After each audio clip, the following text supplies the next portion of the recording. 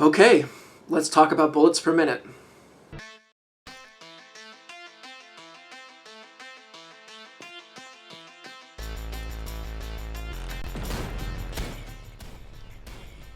Bullets per Minute is, according to developer Awe Interactive's website, a first-person rhythm-action roguelike. That's a lot of nouns and adjectives, so let's break it down.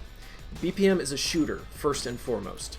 You move your character, one of several selectable Valkyries, around procedurally generated levels consisting of a randomized set of rooms, and can't leave a room until everything in it is dead. Somewhere on the map there will also be a boss that blocks the path down to the next level. The roguelike element should be reasonably familiar to anyone who's played other games in the genre. The aforementioned procedurally generated levels, random enemy and item placement, with death coming quickly and often. We'll dig into those aspects more in a minute, but for now, just know that I think the roguelike aspects are reasonably well balanced with some good replay value, depending on your tolerance for this kind of design. While there have been many games already made that combine these first two elements, the rhythm part of the description is where BPM truly begins to distinguish itself. Almost everything in the game is defined by the beat of the driving metal score by Sam Houghton and Joe Collinson. Shooting your weapon, reloading, dodging, double jumping. If it's not on the beat, it's not going to happen. While not without its flaws, this is an incredibly impressive debut from Awe Interactive. Bullets per Minute is currently available on Steam with plans to come to consoles in 2021. Okay, with the intro out of the way, let's dig in further.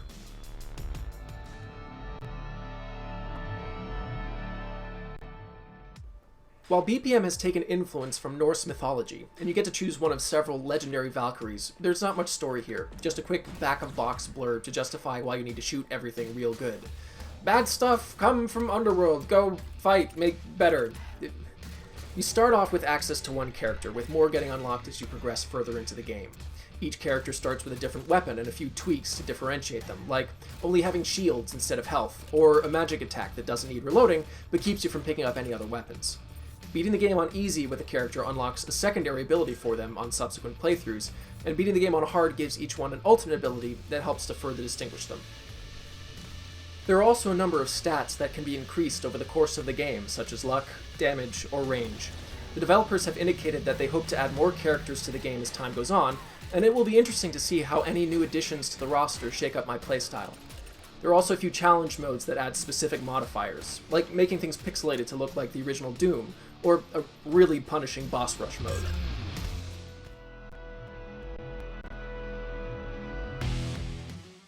The first thing I noticed on my initial playthrough was how good the movement and shooting felt. Controls are responsive, and each weapon that I've encountered has managed to feel different enough from the others to make encountering them an exciting prospect. The reticule that you aim with is also a metronome, reinforcing the beat of the music so you have both audio and visual cues on when you can fire. Many weapons can shoot both on the beat and the offbeat, and I began to look forward to finding weapons that didn't just do good damage, but worked well with my own sense of rhythm. Reloading happens in time too, and some weapons take several taps of the reload button to fully reload. Getting in the zone of gliding and jumping, shooting, and reloading is why I feel like a lot of other reviews have compared this game to the recent Doom remakes. BPM makes the ingrained rhythm of combat much more implicit and explicit, but it's a difficult comparison to avoid. I think a slightly better comparison would be Crypt of the Necrodancer, another procedurally generated rhythm-focused roguelike dungeon crawler where your movement and attacks are timed by the beat.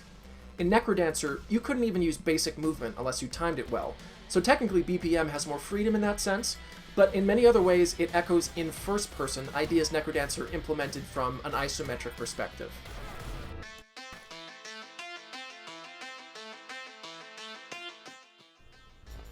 One of the elephants in the room when it comes to BPM is the color palette. The levels are very heavily graded to the point of being distracting at times. In several of the levels, the enemies have similar shadings as the background and can sometimes be difficult to see. As you play, you start to get used to it, but I can see it being a potential turn-off for someone looking at the game for the first time. Now, you can turn down saturation levels in the menu, and turning mine down to about 50% seemed to help a great deal with the clarity of what I was looking at. There are two levels in the mid-game where the color grading is gray while the enemies are bright red, and they are by far the most legible of what's on offer here. Again, one can get used to it, but it's a hurdle to jump, which is a shame. Based on a statement by creator David Jones to Kotaku, it seems the reasoning was that many of the assets used were store-bought as opposed to being crafted by the developers, and the color grading was used as a way to unify models drawn from different sources. Now, I can understand why that decision was made. It's just a shame some clarity was lost in the desire for uniformity. While each level of the game has its own mix of enemies and power-ups, there are some consistencies that you'll notice after several playthroughs. Each room, when cleared, spawns a chest that usually has some gold or a healing item. Each room will almost always have some other feature, too, like a statue that will upgrade a skill, a chest that you can put gold into for a random reward, or a pillar that lets you sacrifice health for an item. Many will have an armory to buy weapons, and while there is occasionally a bank that shows up where you can drop off and pick up gold, it tends to show up less often than would be really useful. The one guaranteed non-enemy filled room at each level is the item shop, and I love how the item shop and the armory get their own theme music. As I started to get more familiar with the game, I also found that many rooms have secrets, often hidden above you. These can be difficult or even impossible to get to without certain items, so it's a little frustrating to realize there's a chest up in the rafters and no way of getting to it. I appreciate the extra details here, but this can sometimes feel a little like cruelty in a game that doesn't often feel like it's leaning into that style.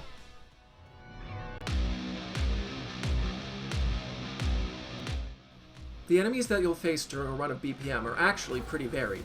While there are some that will show up in most zones, there are several that are specific to only one or two. The one caveat, and I'm not sure if I can count this as a flaw or just my own biases, is that for the most part, the enemies that are vastly more dangerous are the small flying creatures that would be the least threatening enemies in most other games. It's a little strange to go into a room and see giant spiders, Lovecraftian tentacle monsters, and scorpion people, and feel less tense than you would against a room full of bats. The bats, incidentally, have already been slightly toned down on easy difficulty in the game's first patch, so maybe the developers realize that they've gone just a tad too far. On the whole, I feel like each zone brings its own feel to the combat with its enemy variety, and I know going into a zone like Asgard that I'll need different tactics than I will in somewhere like Svartalfheim. Once you're done tearing through the fodder rooms, each level has a boss somewhere on the map. These fights are the most mechanically interesting encounters of the game. Here, there are multiple patterns to learn, as each boss has a pretty large set of moves they can use to mix things up. Now, while I appreciate this, all the varied attacks in the world won't make much of a difference if you're on a good run. The first and second bosses generally tend to be the stiffest challenge of most runs, as the vast majority of mid to late game bosses have never proven an actual threat to me, as I've overpowered them with my gear and stat upgrades. I felt challenged by the final boss of the game just once, and that was when I had gone in without some of the overpowered weapons and healing abilities included in some of my more successful plays through the game. That first patch that I mentioned also quadrupled his health, so I know I'm not alone in this.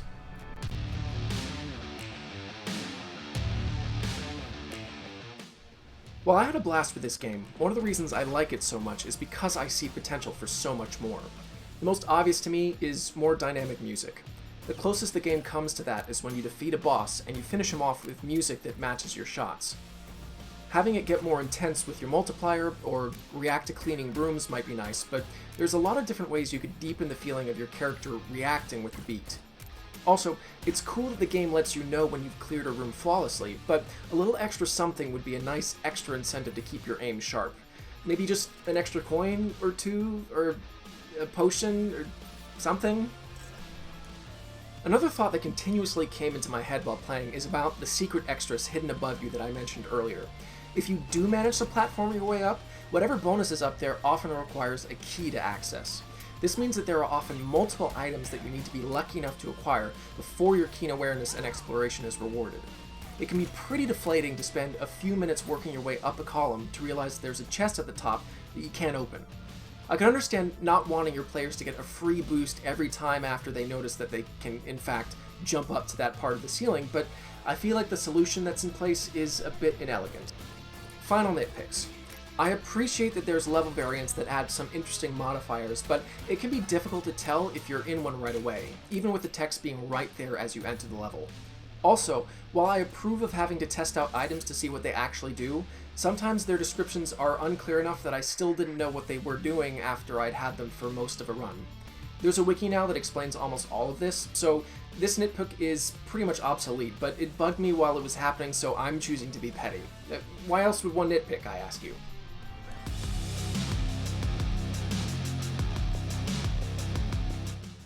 BPM is the best new shooter I've played since Doom Eternal came out earlier this year.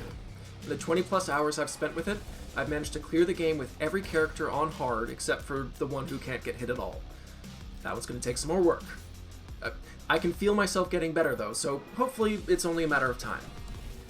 That's something that only adds depth to this game though. While it starts off as a fun experience, getting to know its systems and mastering them only makes your runs down from Asgard that much more rewarding. I hope the developers are able to take what they've made and continue to polish and elevate it. I'm looking forward to seeing where they go from here. They've got a real winner on their hands, and I strongly recommend you try it out. You made it to the end of the video. Thanks so much for watching. Well, as a reward, have a clip of me not being good at recording these things. Hope to see you next time.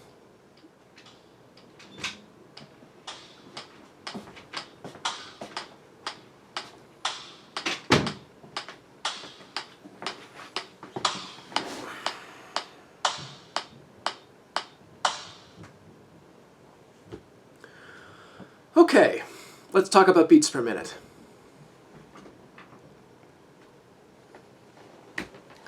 Bullets per minute.